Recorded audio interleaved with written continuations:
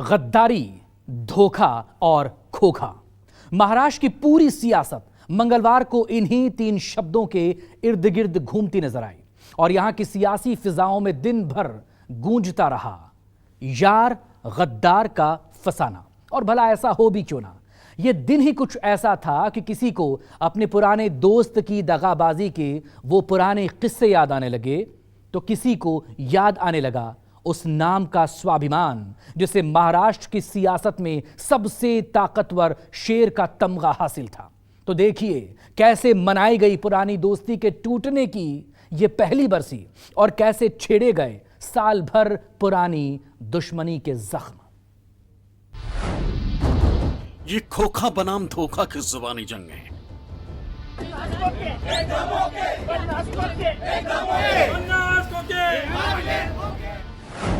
ये होशियार बनाम गद्दार पर तकरार है। आणि गेल्या 20 तारखेला गेल्या वर्षभरात ये असली शिवसेना बनाम नकली शिवसेना का संग्राम है।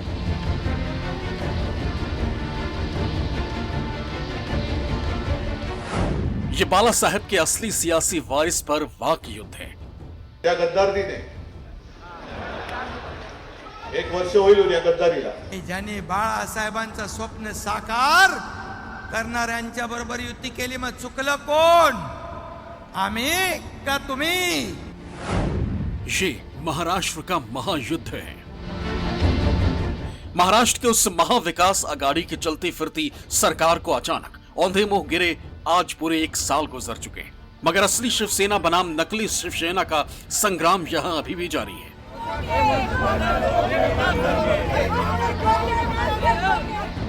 20 जून ही वो दिन था जब एकनाथ शिंदे उद्धव के खेमे से 40 विधायकों को इतनी सफाई से उड़ा ले गए कि ना तो इनकी सरकार बची, न बची सीएम की कुर्सी, और ना ही बची पार्टी की वो पुरानी पहचान जिसकी बदौलत उद्धव ठाकरे महाराष्ट्र की संपूर्ण सियासत पर अपना अधिकार जताते थे।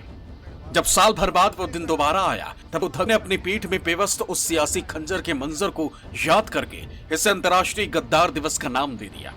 उनके सबसे बड़े सिपह सालार संजय राउत तो इनसे भी एक कदम और आगे निकल गए। उन्होंने बाकायदा यूनाइटेड नेशन के सेक्रेटरी जनरल को चिट्ठी लिखकर 20 जून को सारी दुनिया में गद्दार दिवस मनाने की मांग कर डाली। आजकल इस देश में आपकी पूरी राजनीति गद्दारी के ऊपर ही खड़ी है, गद्दारी की नींव पर खड़ी है। और हमारे प्राइम मिनिस्टर, हमारे गृह मंत्री, केंद्र की सरकार गद्दारी को इनकरेज कर रही है, उत्तेजन दे रही है। महाराष्ट्र में आज के ही दिन हमारे 40 विधायक जो शिवसेना के चुनाव चिन्ह पर चुनकर आए थे, उद्धव ठाकरे बीमार पड़ने के बाद छोड़कर चले गए और उनके पीछे था हमारा प्राइम मिनिस्टर ऑफिस, हमारा गृह मंत्रालय और सिर्फ पैसा ही पैसा। तो हमने कहा कि अधिकृत तौर से आज के दिन को वर्ल्ड ट्रेटर डे आप घोषित कर दीजिए। 2.5 साल जो व्यक्ति अपने कमरे में घर में ही बंद रहा हो, अपने कार्यकर्ताओं को भी ना मिल पाया हो, जो कोविड के डर से घर से नहीं निकला, उसको सत्ता से निकालने का काम उनके ही कार्यकर्ताओं ने किया है, जनता ने किया है। और जब अपनी विचारधारा को छोड़कर उस विचारधारा के साथ जुड़े जिसकी बाला साहब सदा विरोध करते रहे, तो ये दिन तो उनको देखना ही था। बगावत की पहली बरसी को शिवसेना ने पूरे महाराष्ट्र में गद्दार दिवस के तौर पर मनाया। पार्टी के कार्यकर्ता मुंबई समेत पूरे महाराष्ट्र के अलग अलग जगहों पर उतरे। मुंबई पुलिस को पूरा अंदेशा था कि इस दौरान शहर में कानून व्यवस्था को चुनौती दी जा सकती है, इसलिए उन्होंने पहले ही पार्टी को नोटिस जारी कर दिया था।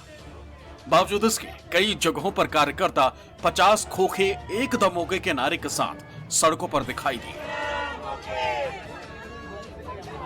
20 जून 2022 का वो दिन, ये वही तारीख है जब 56 साल पुरानी शिवसेना में दरार पड़ना शुरू हो गई थी। तब से लेकर आज तक इस 1 साल में काफी कुछ बदल चुका है।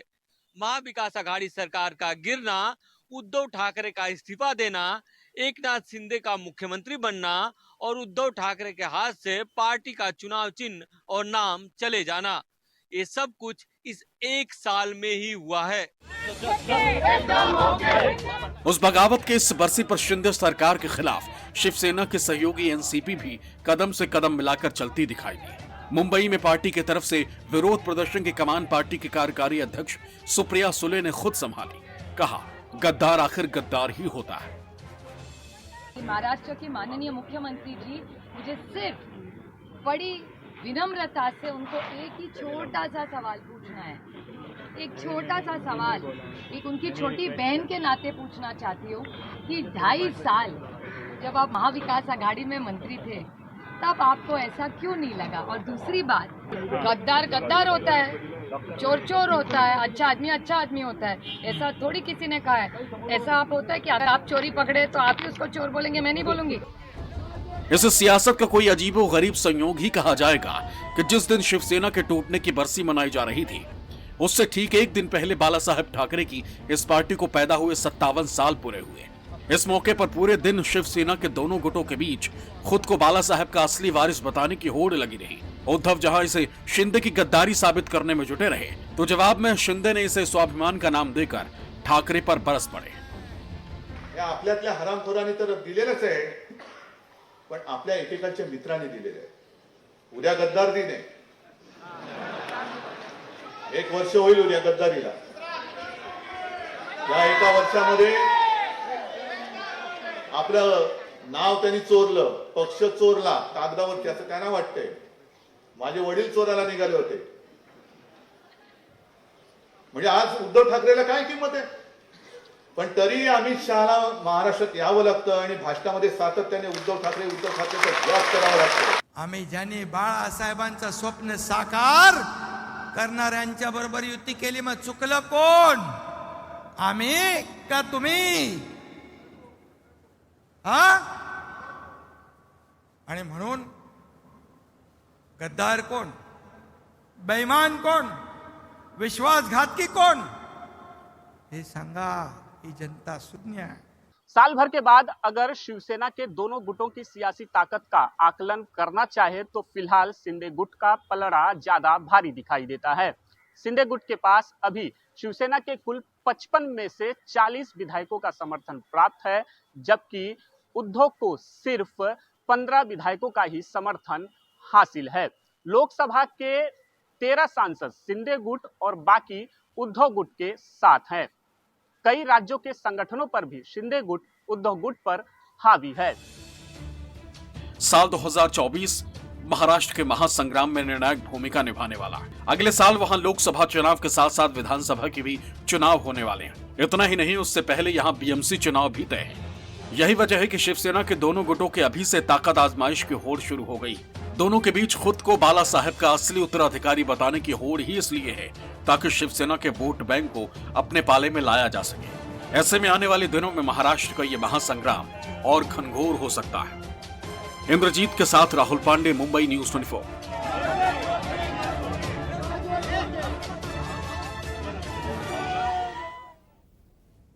तो गद्दारी, धोखे और खोखे का जो ताजा जुमला महाराष्ट्र की सियासी आसमान में उछाला गया है, वो बेवजह नहीं है, यूं ही नहीं है, और न ही इसका जुड़ाव सिर्फ और सिर्फ 20 जून की उस तारीख से है जब आज से साल भर पहले उद्धव और शिंदे की राहें जुदा हुई थी। अतीत के उस महासंग्राम का एक सिरा भविष्य में महाराष्ट्र की सत्ता को साधने की संभावनाओं को बनाए रखने की कवायद से भी जुड़ा है। तो क्या है गद्दार, धोखा और खोखा के सियासी दांव का विश्लेषण इस रिपोर्ट में।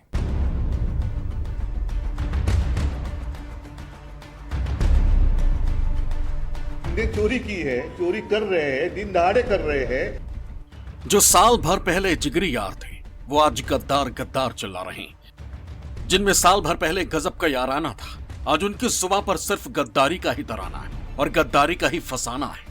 आज सोच रहे होंगे कि महाराष्ट्र के सियासी महासंग्राम में इन दिनों जिसे देखो वही गद्दारी राग क्यों गा रहा है। तो ये बेवजह बिल्कुल नहीं है। इसके पीछे अगले साल होने वाले लोकसभा और विधानसभा के चुनावों से खुद को इतना मजबूत करने की चाल है कि इनके लिए चुनावी राह आसान हो जाए।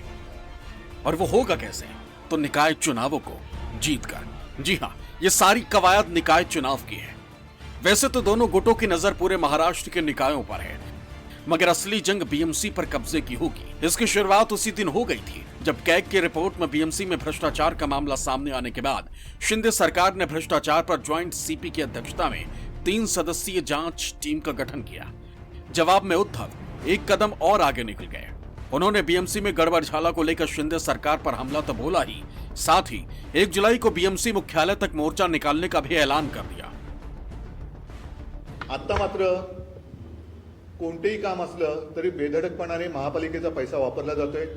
माझ्या कानावर असं आलं की जवळपास आतापर्यंत साधारणतः 7,000 ते 9,000 कोटी त्या एफडी मधनं वापरण्यात आलेले आहेत। हा जनतेचा पैसा आहे आणि या जनतेच्या पैशाची लूट, त्याचा हिशोब हा जनतेला त्यांना द्यावाच लागेल आणि तो हिशोब, त्याचा जाब विचारण्यासाठी येत्या 1 तारखेला 1 जुलैला मुंबई महापालिकेवरती शिवसेना विराट मोर्चा काढणार आहे। आणि मला माहिती आहे की तेव्हा आयुक्त असतील नसतील, पण शेवटी मुंबईकरांच्या मनातलं असंतोषाचं एक प्रतीक आहे, त्याला वाचा फोडणं आहे, ते आम्ही करणार आहोत। उद्धव ठाकरे का आरोप है कि बीएमसी में प्रशासक की मदद से शिंदे सरकार लूट खसोट मचा रही, तिजोरी को खाली किया जा रहा है। अब तक फिक्स्ड डिपॉजिट से 8 से 9 हजार करोड़ रुपए निकाले जा चुके हैं। जब शिंदे से इसके बारे में जवाब मांगा गया तो उन्होंने हिंदी का उल्टा चोर वाला मुहावरा हवा में उछाल दिया। भ्रष्टाचाराच्या विरुद्ध दरोडा टाकणाऱ्यांनी चोरीची भाषा करणं हे त्यांच्या तोंडी शोभत नाही। गेले 15-20 वर्ष ज्यांनी मुंबई महापालिकेवर दरोडा टाकला, मुंबई महापालिकेचे हजारो कोटी कुठे गेले याचा हिशोब कॅग आता विचारणार आहे। SIT डिक्लेअर झालेली आहे, त्यामुळे त्यांच्या पायाखालची वाळू सरकलेली आहे। दिशाभूल करण्याचा प्रयत्न आहे, परंतु दिशाभूल होणार नाही। दूध का दूध पानी का पानी होईल आणि यामध्ये उल्टा चोर कोतवाल को डांटे असा विषय है। निकाय चुनावों की सुगबुगाहट जैसे जैसे बढ़ रही है, वैसे वैसे दोनों गुटों के लिए अपने नेताओं को अपने पाले में रखना मुश्किल साबित हो रहा है। कुछ दिनों पहले उद्धव गुट में तेज तर्रार नेता की पहचान रखने वाली मनीषा कायंदे ने एक झटके में एकनाथ शिंदे का दामन थाम लिया। मैंने 2012 में शिवसेना में प्रवेश किया था। मैं हमेशा ही शिवसेना की मतदार रह चुकी हूँ, मगर 2019 के बाद महाविकास आघाड़ी बनी, एक पक्ष का आदेश होता है, उसको मैं फॉलो करती रही, मगर आगे उस आदेश को फॉलो करना राष्ट्रवादी और कांग्रेस पार्टी के साथ और ज़्यादा देर चलना ये घातक है।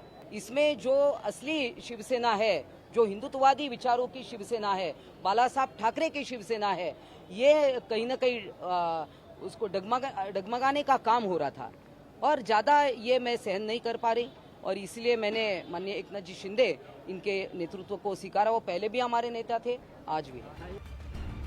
दरअसल महाराष्ट्र में जल्द ही निकाय चुनाव होने वाले और बीएमसी की सत्ता पर हर कोई काबिज होना चाहता है।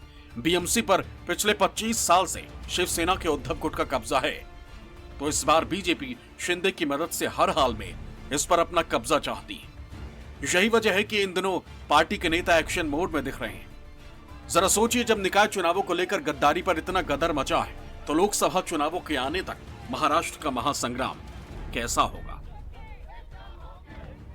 मुख्यमंत्री एकनाथ शिंदे ने बीएमसी में कथित घोटाले को लेकर SIT के गठन की मंजूरी दी, तो उद्धव ठाकरे ने बीएमसी में इस समय हो रहे कथित घोटाले को लेकर विराट मोर्चे का ऐलान कर दिया। दोनों ही नेता कह रहे हैं कि उल्टा चोर कोतवाल को डांटे। अब सवाल ये है कि इसमें चोर कौन है। क्या जनता को कभी ये पता चल पाएगा या दोनों ही तरफ से एक दूसरे के खिलाफ परसेप्शन बनाने की राजनीति चल रही है। क्योंकि बीएमसी का चुनाव नजदीक है, इसलिए दोनों ही पार्टियां एक दूसरे के खिलाफ कोई कोर कसर नहीं छोड़ना चाहती। क्या मैं अखिलेश ठाकुर के साथ इंद्रजीत सिंह, न्यूज़ 24 मुंबई।